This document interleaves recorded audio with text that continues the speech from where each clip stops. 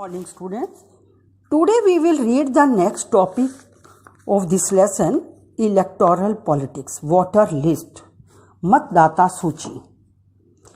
आपको पता है कि जब भी इलेक्शन होते हैं उसके बाद उसके लिए हमें क्या होता है, जब मतदाता सूची तैयार करनी पड़ती है, वोटर लिस्ट बनानी पड़ती है ताकि वे वोट डालें और अपने रिप्रेजेंटेटिव को चुनें। और ये रिन्यूड होती है इसको, क्योंकि कुछ लोग छोड़ जाते हैं, कुछ लोग नए ऐड हो जाते हैं सूची में, 18 ईयर के हो जाते हैं, तो ये हर 5 साल बाद रिन्यूड होती है। तो अब डिटेल में हम पढ़ेंगे इसके बारे में। Once the consequences are decided, the next step is to decide who can and who can not vote. जब चुनाव क्षेत्र निश्चित हो जाते हैं कि इस चुनाव क्षेत्र में कब इलेक्शन होने हैं, तो उसके बाद अगला स्टेप होता है कि हमें वोटर लिस्ट बनाने का।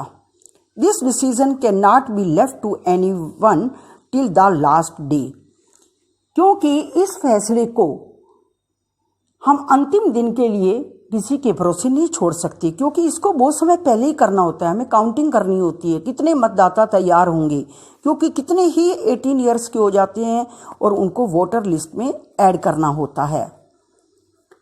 तो ये काम ऐसा होता है कि जो हमें टाइमली करना है। In a democratic election the list of those who are eligible to vote is prepared much before the election and given to everyone. क्योंकि जो व्यक्ति 18 साल का हो जाता है, वोट के लिए एलिजिबल हो जाता है, तो उसका मतदाता सूची में नाम ऐड करना, उसको एक चुनाव पहचान पत्र देना, इशू करना, तो ये एक काम जो है ये बहुत पहले हो जाता है। This list is officially called the electoral roll. इसको इलेक्टोरल रोल भी कहते हैं। अगर इसका ऑफिशियल नाम देखें तो इसको एक वोटर लिस्ट भी कहते हैं। This is an important step for it is linked to the first condition of democratic election.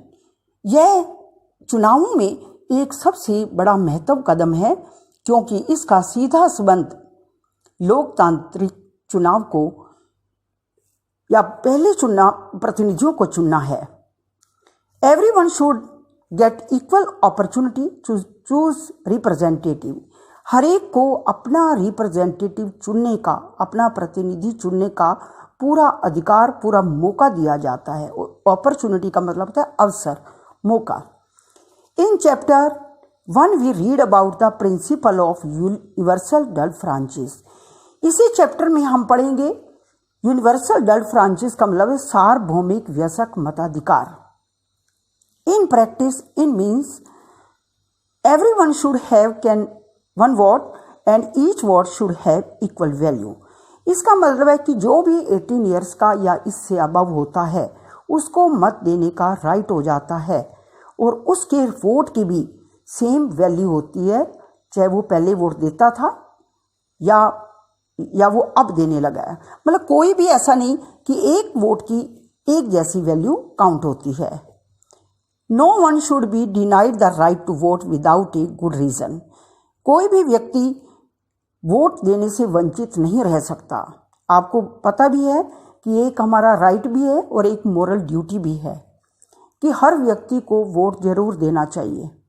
कोई अगर ठोस रीज़न नहीं है, कोई ऐसा नहीं है, कोई ऐसी मजबूरी, तो हर व्यक्ति को वोट देकर अपने प्रतिनिधि का चुनाव करना चाहिए। और क्योंकि तभी डेमोक्रेसी जो पॉलिसी है तभी सफल हो सकती है। Different citizen differ one another in many ways. हर व्यक्ति एक दूसरे से भिन्न होता है। हम देखते हैं किसी की सोच कैसी होती है तो किसी की कैसी। सम आर रिच, कुछ अमीर होते हैं, सम आर पुअर, कुछ गरीब होते हैं, some are highly educated, some are so educated and not educated at all. कुछ पढ़े लिखे होते हैं, कुछ कम पढ़े लिखे होते हैं और कुछ अनपढ़ होते हैं। Some are kind, other are not so kind. कुछ बहुत दयालु होते हैं और बिल्कुल कुछ दयालु नहीं होते। But all of them are human beings with their own needs and view. चाहे कैसा भी व्यक्ति हो, उसके व्यूज कैसे हों, वो गरीब हो अमीर हो कोई भी हो कैसा हो, लेकिन उसकी हमें उस वक़्त ज़रूरत होती है, उसकी व्यूज़ की। व्यूज़ कैसे देता है वो? वोट डालकर, कि किस पार्टी को चुनना चाहता है, किस उम्मीदवार को वो बनाना चाहता है। तो एक अनपढ़ व्यक्ति के भी वोट की सेम वैल्यू है जो एक पढ़े लिखे की है। That is why all of them deserve to have an equal say and decision that affect them. तो इसलिए हम कहते हैं कि हर एक के इस डेमोक्रेटिक में हर इंसान के वोट की एक जैसा योगदान है और सभी के जो निर्णय है उनकी हम कदर करते हैं, उसके हमें रिस्पेक्ट करते हैं। अब ये नहीं कि उसकी नहीं जी उसने तो बिना सोचे समझे वोट दिया, ऐसा नहीं है। चाहे उसने कैसे दिया वोट, लेकिन उसकी वोट की वैल्यू काउंट होगी। In our country all the citizen age 18 years and above can vote in election.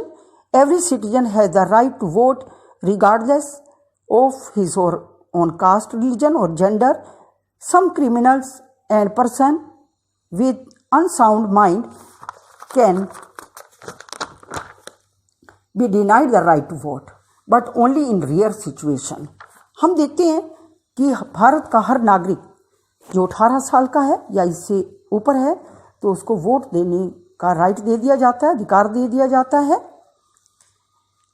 इसमें किसी पर्टिकुलर कास्ट को नहीं देखा जाता, ना ही किसी जेंडर को, ना धर्म को, अर्थात सभी को, चाहे वो किसी धर्म, जाति, लिंग, सभी को वोट देने का राइट दिया। लेकिन कुछ हालात में ऐसा होता है कि कुछ जो क्रिमिनल होते हैं तो उनको शायद डिनाइड किया जाता है, वोट देने से वंचित किया जाता है। हम देखते हैं कई पुलिस में होते हैं, पुलिस के उसमें बहुत बड़ा क्राइम किया होता है उन्होंने, तो उनको छोड़ते नहीं हैं और उनकी वोट नहीं लेते हैं।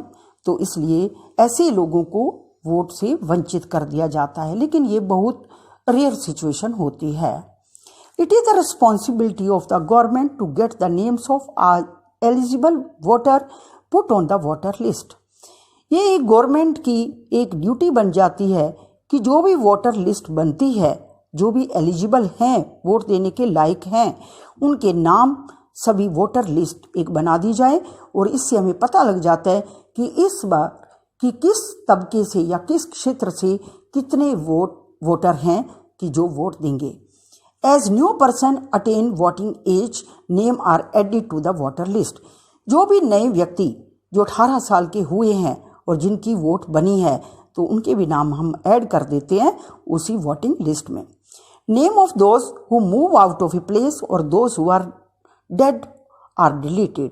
कुछ व्यक्ति ऐसे होते हैं जो इस देश छोड़कर किसी और देश में चले जाते हैं या उनकी डेथ हो जाती है किसी कारण से, और भी कोई ऐसा कारण हो सकता है, तो उनकी हम डिलीट कर देते हैं वोट। जैसी लड़कियां होती हैं, उनकी मैरिज हो जाती है, वो फॉरेन चली गई हैं, तो उनकी वोट भी डिलीट हो जाती है, कम हो जाती है। A complete revision of the list take place every 5 years. ये वैसे मैंने पहले ही बताया आपको कि इसकी जो ये लिस्ट होती है रिवाइज होती है, हर 5 साल बाद ये रिवाइज होती है, रिन्यू होती है। This is done to ensure that it remains up to date. और इसलिए इस लिस्ट को अप टू डेट करने के लिए, नवीनीकरण करने के लिए ये ऐसा हर 5 साल बाद किया जाता है। In the last few years a new system of election photo identity card has been introduce. कुछ साल पहले एक नया सिस्टम हुआ है आइडेंटिटी कार्ड बनाना, आपको पता है, विद फोटो, ताकि कोई भी व्यक्ति किसी एक व्यक्ति 2 बार वोट ना दे कि और कोई किसी और की वोट ना दे। इसलिए जिसका आइडेंटिटी कार्ड होता है सिर्फ वही वोट डाल सकता है। The government have tried to give this card to every person on the voter list. Government उस हर व्यक्ति को, उस हर वोटर को लिस्ट ये देती है आइडेंटिटी कार्ड जो वोट देने के लायक होता है। The voter are required to carry this card when they go to vote. और जब वो वोट डालने जाते हैं तो उनको अपना ये कार्ड लेके जाना होता है, उसी के आधार पर वो वोट कास्ट कर सकते हैं। So that no one can vote for someone else. एक व्यक्ति की वोट कोई दूसरा व्यक्ति नहीं दे सकता। But the card is not yet compulsory for voting. लेकिन वैसे कार्ड इतना कंपल्सरी नहीं है for voting. The voter can show many other proof. लेकिन कुछ अगर आइडेंटिटी कार्ड मिस हो जाता है या कोई और कारण से नहीं है तो उस वक़्त वो और कोई आइडेंटिटी अपनी बताकर, पहचान बताकर, उससे के आधार पर भी वोट डाल सकता है। जैसे कि अभी अभी हमने लिंक किया आधार कार्ड से। अगर एक आधार कार्ड है आपके पास तो उसके आधार पर भी आप अपना वोट कास्ट कर सकते हो, या आपके पास राशन कार्ड है तो राशन कार्ड के आधार पर भी आप पोलिंग कर सकते हो, वोट डाल सकते हो, या कोई ड्राइविंग लाइसेंस है तो उसके आधार पर भी हो सकता है। इसलिए आपकी कोई भी ऐसी आइडेंटिटी होनी चाहिए, प्रूफ होना चाहिए, आइडेंटिटी प्रूफ, तो उसके आधार पर कर सकते हैं। नेक्स्ट टॉपिक है नॉमिनेशन ऑफ द कैंडिडेट। उम्मीदवारों का नामांकन। नामांकन का मतलब होता है कि आप कोई भी उम्मीदवार अपना इलेक्शन लड़ना चाहे तो लड़ सकता है, अपना नॉमिनेशन फॉर्म भर सकता है। We noted above that the democratic election people should have a real choice. क्योंकि ये हमारी एक डेमोक्रेटिक कंट्री है और यहाँ पर हर व्यक्ति को चुनाव लड़ने का पूरा राइट है, तो इसलिए यहाँ पर चॉइस होती है कि कोई भी व्यक्ति इलेक्शन लड़ सकता है। This happen only when there are almost no restriction on anyone to contest an election. यहाँ पर किसी एक व्यक्ति पर चुनाव लड़ने के लिए कोई खास प्रतिबंध नहीं लगाए गए। This is what our system provide, क्योंकि ये हमारा सिस्टम है कि हर एक को, चाहे कोई भी हो, हम किसी भी व्यक्ति को चुनाव लड़ने के लिए प्रेरित कर सकते हैं या उसको छूट दे सकते हैं। Anyone who can be voter can also come to candidate in election, कि जो व्यक्ति वोटर है, कोई भी वोटर है, तो वो वोट इलेक्शन लड़ सकता है। The only difference is that in order to be candidate minimum age 25 years while it is only 18 year for being a voter. सिर्फ थोड़ा सा अंतर है कि एक चुनाव लड़ने के लिए एक व्यक्ति को 25 साल की उम्र उसकी होनी चाहिए, लेकिन एक वोटर की उम्र केवल 18 साल ही निश्चित की गई है। थोड़ा सा ये फर्क है। There are some other restriction on criminal etcetera. थोड़ी सी और रिस्ट्रिक्शन है, प्रतिबंध है कि उसका नाम कोई क्रिमिनल लिस्ट में नहीं होना चाहिए, कि उसके ऊपर कोई मुकदमा नहीं होना चाहिए। But this apply in the extreme cases. Political party nominate their candidate who get the party symbol and support। जब वो अपना नामांकन भर लेता है और सारी उसकी कंडीशन फुलफिल हो जाती है कि जो भी गवर्नमेंट ने तय की हैं, तो उसको सिंबल प्रोवाइड कर दिया जाता है। और आपको पता है ये कौन करता है सिंबल प्रोवाइड? Election commission.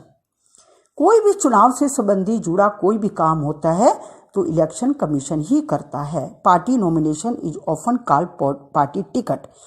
जब उसको नॉमिनेशन फॉर्म उसका फुलफिल हो जाता है तो उसको टिकट कहते हैं, आम भाषा में हम कहते हैं उसको टिकट मिल गई। Every person who wishes to contest an election has to fill a nomination form and give some money as security deposit. और जब वो उसकी सारी कंडीशन फुलफिल होती है तो उसे कुछ पैसा एक नॉमिनेशन फीस के रूप में, रजिस्ट्रेशन की फीस के रूप में जमा कराना होता है। Recently A new system of declaration has been introduced in direction from the Supreme Court। और ये अभी अभी ये जो सिस्टम है एक सुप्रीम कोर्ट से ये लागू हुआ है। Every candidate has to make a legal declaration giving full detail of, कि उसे जो भी व्यक्ति, कोई भी जो खड़ा होना चाहता है इलेक्शन, तो उसे सुप्रीम कोर्ट की तरफ से एक आदेश हुआ है कि वैधानिक घोषणा उसे करनी होती है और प्रत्येक उम्मीदवार की कुछ मामलों के, कुछ विषयों की जानकारी या डिटेल देनी होती है। फर्स्ट है serious criminal cases pending against the candidate. किसी उम्मीदवार के खिलाफ अगर कोई भी गंभीर आपराधिक मामला चल रहा है या नहीं, इसकी उसे डिटेल कंप्लीटली देनी होगी। कहाँ चल रहा है, किस क्राइम में चल रहा है, क्या क्राइम किया उसने, तो ये सारी उसको डिटेल बतानी होगी। सेकेंड है detail of asset and liability of the candidate and his और हर फैमिली एंड। उम्मीदवार को अपनी और अपनी फैमिली की जितनी भी संपत्ति है, जो एसेट हैं या जो भी कुछ है, ऐसा प्रॉपर्टी है, हाउस है, गोल्ड है, कुछ भी ऐसा है, तो उसकी पूरी डिटेल उसको जमा करानी होती है। थर्ड है education qualification of the candidate.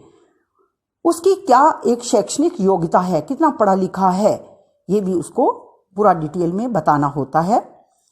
This information has to made public, और ये सारी इंफॉर्मेशन एक सार्वजनिक रूप से दी जाती है सार पब्लिक को, क्योंकि सभी को इस बारे में जानने का पूरा राइट है, क्योंकि उन्हीं ने जिताना है, जो वोटर हैं या पब्लिक है, इसलिए उनको इस बारे में जानने का पूरा हक है।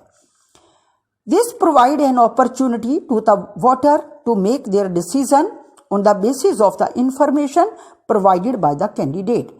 इन सूचनाओं के बाद उनको खुद के बारे में सूचना के आधार पर ही अपने फैसले करने का मौका भी मिलता है। जब ये दे लेते हैं ये सारी इंफॉर्मेशन, उसके बाद उनको मौका दिया जाता है वोटर्स को कि अब वो अपना फैसला लें इस इंफॉर्मेशन के आधार पर कि किसको लाइक करते हैं, किसको नहीं, किसको वोट देना चाहते हैं तो नहीं। इसके बाद ये उन्हें हर वोटर को ये फैसले का मौका दे दिया जाता है। Thank you.